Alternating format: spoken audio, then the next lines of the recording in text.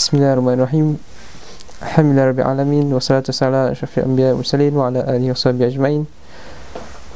Subhanaka la ilma lana illa ma 'allamtana innaka antal alimul hakim. Qala rabbi shrah li sadri wa yassir li amri wahlul 'uqdatam min lisani yafqahu qawli, amma ba'd. Assalamualaikum warahmatullahi taala wabarakatuh. Alhamdulillah, syukur kita kepada Allah Taala kerana dengan limpah kurnianya dan dengan belas ihsannya dapatlah kita hidup pada hari ini dengan dua nikmat yang terbesar, itu iman dan Islam. Alhamdulillah. Seperti mana yang kita tahu, ramai orang yang kita harap dia Islam, tapi kita tak dapat nak jadikan dia Islam kan? Sebab apa? Hidayah tu min Allah kan. Tapi insyaAllah janganlah kita sesekali rasa putus asa daripada cuba untuk mengislamkan orang lain.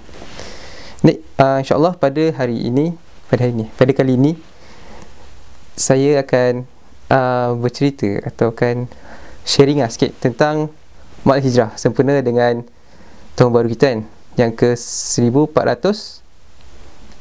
Tu jawab sendiri lah, supaya kita lebih concern dengan negara Islam, dengan tahun Islam. Jadi apakah kesan ataupun apakah implikasinya tahun baru Hijrah ini kepada anda kan? Jadi pada saya ada beberapa perkara yang saya nak share dengan anda semua supaya kita dapat jadikan tahun baru Hijrah kali ini lagi best ataupun lagi bermakna untuk kita semua kan? Yang pertama, bila masuk tahun baru Hijrah, for sure dia macam tahun baru kan. So tahun lama dah berakhir. Jadi saya nak ajak untuk kita semua muhasabah ataupun fikir semula tentang perbuatan ataupun amalan kita yang kita dah buat sepanjang tahun lepas kan. Seperti mana yang disyorkan oleh Sayyidina Umar dalam satu kata-kata yang sangat famous, iaitu hasibu anfusakum qabla an tuhasibu wazanu a'malakum qabla an tawazzanu. Yang maksud, hisaplah diri kamu sebelum kamu dihisapkan, dan timbanglah amalan kamu sebelum kamu punya amalan ditimbang. Obviously bila Sayyidina Umar cakap macam ini, yang dimaksudkan ialah timbangan dan hisap di akhirat kan. Jadi marilah sama-sama kita refresh balik apa yang kita dah buat sepanjang tahun lepas. Adakah kita banyak buat amalan baik, ataupun kita banyak menghabiskan masa dengan perkara-perkara lagauan macam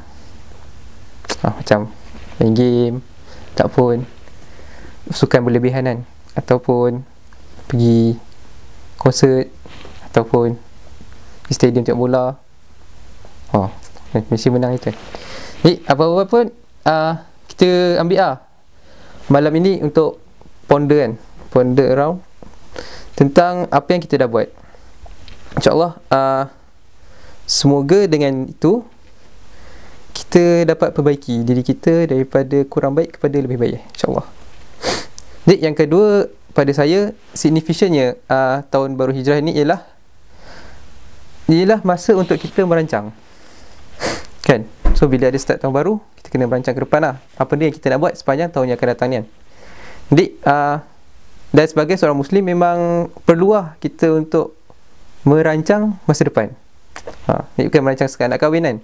Banyak lagi benda yang kita kena rancangkan supaya tenaga kita ni tak tersia-sia ke kerja-kerja yang kurang muntish ataupun kurang berkesan. Jadi dan Imam Sabana pun dia ada quote dua daripada 10 sifat seorang Muslim tu bercakap tentang waktu dan perancangan, iaitu yang ke harison ala wakti, iaitu seorang Muslim ni kena harison, macam menjaga dengan betul-betul waktu dia kan. Dan juga munazimun fi syu'uni, iaitu tersusun dalam kerjanya. Jadi rakan-rakan, sahabat-sahabat sekalian, marilah kita jadi seorang Muslim yang cemerlang kan. Kalau kita tengok hari ni, kenapa orang kafir ataupun kenapa Yahudi dapat memperkotak-katikkan kita kan? Sebabnya orang Islam ni dia tak merancang dengan baik kan. Kita biasa kalau anak muda kan memang semangat, tapi dia tak merancang tau. Macam tak ada wisdom tau dalam bergerak. So bergerak semangat, tapi senang dikalahkan dengan tu kan, taktik-taktik kotor ataupun rancangan-rancangan yang licik kan. Sedangkan kalau kita dapat merancang dan menggunakan tenaga kita dengan baik, InsyaAllah kita menang kan. Situ lah. So Sayyidina Ali pun ada berkata, kalau saya tak silap, perancang kejahatan yang terancang dapat mengalahkan kebaikan yang tak terancang. Gitu lebih kurang kot. Tapi the point is, sebagai seorang student, sebagai seorang Muslim, kena lah untuk kita merancang apa tindakan yang kita, program-program yang kita nak buat selepas-lepas ni, insyaAllah. Dan yang terakhir yang saya ingin share dengan antum ialah, apabila kita sebut tentang tahun berhijrah, maka hijrah kan, the main keyword itu hijrah. Walaupun hijrah Rasulullah ni bukanlah berlaku time bulan Muharram kan, tapi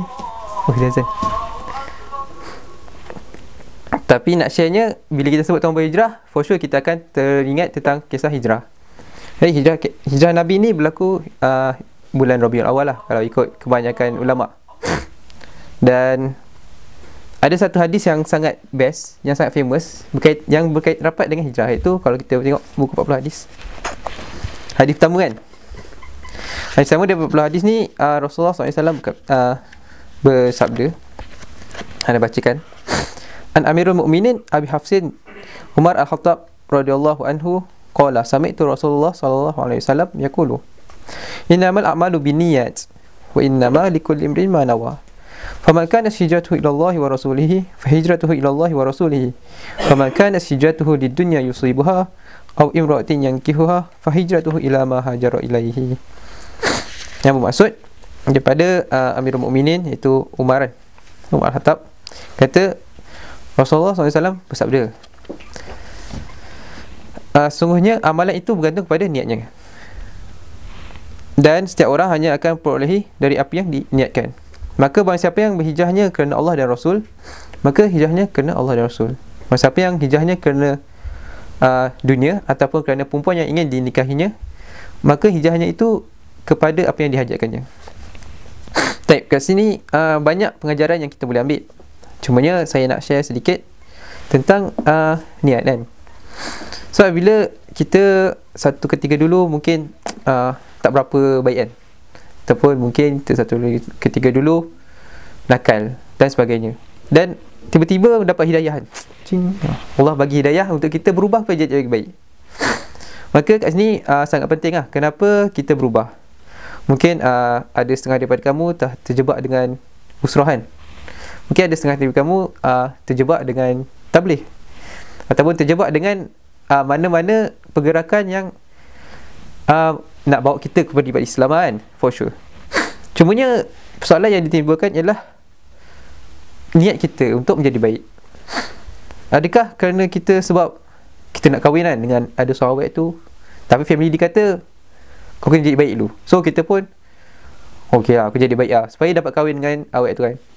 Tak pun sebab kita tengok dekat tempat kita ni orang-orang yang Islami ni dia macam hot sikit kan, so kita pun nak jadi baik kan. So adakah itu? Kalau begitulah niat kita, maka sia-sia je lah amalan-amalan kita kan, sepanjang kita berusaha jadi baik. Sebab niat kita tidak kerana Allah kan. So insyaAllah kalau kita once kita dah betulkan balik niat kita, kita ni betul-betul start pakai tudung sebab Allah suruh, sebab kita nak jadi seorang Muslim yang berjaya, kita nak masuk syurga, InsyaAllah dengan niat-niat itulah datangnya pahala-pahala amalan-amalan kita kan. Salah satu tips daripada seorang pakcik ni kan, waktu saya ada pergi hari tu, ada yang mulai kat satu tempat tu kan, dia kata niat ni best tau, sebab dia macam pahala free lah gitu lah. Every time kita buat satu amalan, kalau kita niat banyak, maka banyak pahala dapat. Contohnya kita pakai kasut kan, pakai kasut mungkin orang niat sebab tu satu, kadang orang tak niat apa-apa pun pakai kasut kan, macam simple pakai kasut je. Tapi banyak niat kita boleh buat kan. Satu, kita pakai kasut kanan duluan sebab dapat ikut sunnah Nabi. Dah satu point. Lepas tu kita niat pakai kasut supaya kita selamat kan, menjaga keselamatan diri. Tu dah dapat pahala lagi. Lepas tu niat pakai kasut sebab supaya orang tak nampak kita selekeh kan, jalan kaki ayam kan. Kan Allah suka kan kecantikan kan. Tu dapat pahala lagi. So dengan pakai kasut je kan, kita dapat 3 pahala kan. Tu belum campur niat yang lain kan. Maka kat situ kita dapat tengok kan, termudahnya dapat pahala free. So insyaAllah sempena dengan Mak Hijrah ataupun tahun berhijrah kali ni, marilah kita sama-sama ambil masa ni untuk tadi muhasabah diri kan. Muhasabah diri tentang apa yang kita dah buat sepanjang tahun lepas, dan kita merancang untuk kehadapanan. Adakah kita ni nak berubah jadi orang baik ataupun nak stay sama dengan amalan tahun lepas kan. Rugi lah. Dan kalau kita betul nak berubah kepada sesuatu yang lebih baik, maka kita eloklah jaga niat kita supaya kerana Allah Ta'ala kan. Jadi insyaAllah aku liqauli hadza wa astaghfirullahalazim wa lakum. Yang baik itu datang daripada Allah, yang jahat itu daripada kelemahan diri saya sebagai seorang manusia lah. Jadi dengan ini saya wabillahi taufiq hidayah. Assalamualaikum warahmatullahi taala wabarakatuh.